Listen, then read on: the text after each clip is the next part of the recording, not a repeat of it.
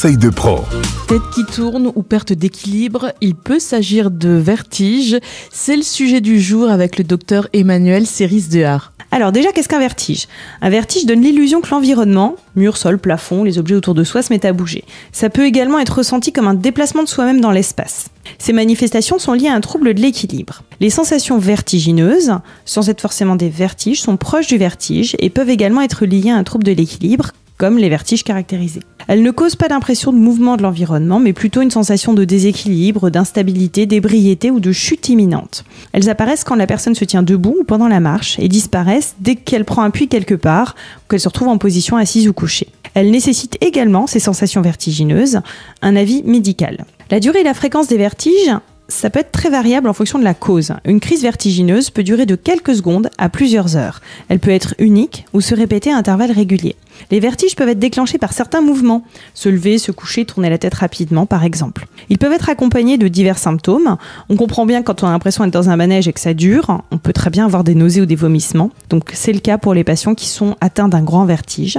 Ou alors des sueurs ou des sensations auditives comme la perte d'audition, baisse d'audition et éventuellement des maux de tête ou une sensation de plénitude au niveau de l'oreille, l'impression que l'oreille est pleine et qu'on entend comme à travers quelque chose qui atténuerait les sons. On distingue bien vertige et malaise, c'est pas du tout la même chose, mais les deux nécessitent un avis médical de toute façon. Certains vertiges peuvent aussi venir de problèmes de l'oreille interne. Qu'est-ce que tu peux nous dire sur le sujet ? Il y a 3 maladies à l'origine qui peuvent donner plus de la moitié des cas de vertige diagnostiqués. Les vertiges positionnels paroxystiques bénins. Ils sont liés à un dépôt anormal d'otolithes, petits cristaux dans l'un des canaux semi-circulaires. Lors d'un des mouvements du corps, un de ces otolithes se détache et se déplace, ce que le cerveau finalement intègre comme une rotation brusque de la tête. Et les vertiges paroxystiques positionnels bénins sont le plus souvent à ce moment-là brefs, moins de 30 secondes, et donnent l'impression d'un mouvement de rotation ou de chute dans un trou. Deuxième type de pathologie occasionnant des vertiges, c'est la névrite vestibulaire. C'est une atteinte inflammatoire du nerf vestibulaire cette fois, qui est en général d'origine virale et qui provoque une seule grande crise de vertige qui oblige souvent la personne à se coucher. Cette crise vertigineuse dure plusieurs jours. Enfin, la maladie de Ménière est la 3e cause de vertige la plus fréquente et elle est due à une augmentation de la pression dans le labyrinthe et on ne connaît pas plus l'origine de cette augmentation de pression.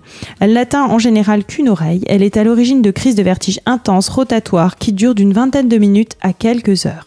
Ces crises vertigineuses s'accompagnent de nausées et de vomissements importants, d'acouphènes, donc de bruit sans impression de bruit, une sensation d'oreille pleine et de perte d'acuité auditive. Il y a des causes de vertige plus rares qui sont importantes quand même à connaître, qui peuvent être liées à d'autres lésions de l'oreille interne, lors d'un traumatisme crânien ou alors lors d'une otite chronique ou la prise de certains médicaments qui peuvent être toxiques pour l'oreille. Plus rarement, une intoxication au plomb, au mercure ou au monoxyde de carbone. Il peut y avoir également une atteinte du nerf auditif. Ces vertiges, à ce moment-là, sont le plus souvent dus à un neurinome du nerf acoustique qui sont associés à des acouphènes, des bruits parasites et une surdité unilatérale. Enfin, une maladie du tronc cérébral ou du cervelet. Des vertiges peuvent à ce moment-là être présents en cas notamment d'accident vasculaire cérébral. C'est pour ça que c'est très important de prendre un avis médical en cas de vertige pour avoir un diagnostic initial.